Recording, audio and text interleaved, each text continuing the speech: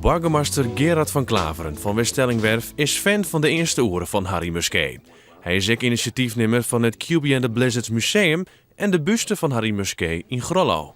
Nou, wat heel bijzonder was in die tijd, dat was dat het de eerste band was uit Noord-Nederland die doorbrak en landelijke bekendheid kreeg. Tot aan dat moment kwam alles zo'n beetje uit Den Haag, Golden Earring of Amsterdam, de Outsiders.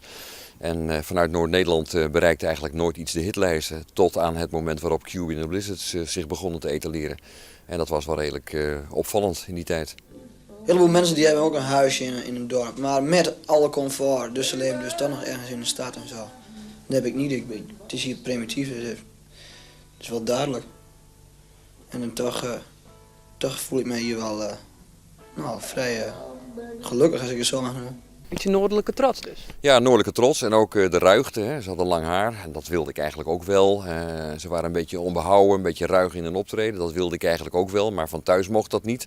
Dus je probeerde eigenlijk iets te vinden van wat je zelf graag wilde zijn in hun.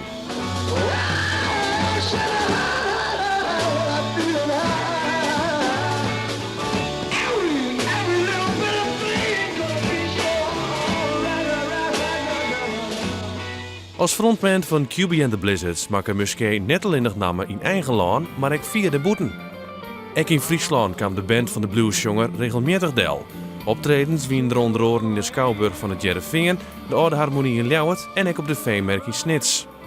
Ja, dat was ontzettend ruig. Dat was bier en ze waren niet altijd nuchter op het toneel aanwezig. En dan gebeurden natuurlijk de gekste dingen. Dat waren echt wel ruige taferelen. Soms deed het ook wel een beetje denken aan de tijd van de Stones in het Kurhaus in Scheveningen. Nou vreed kunnen fans in het museum in Grollo afscheid nemen van de bluesjonger.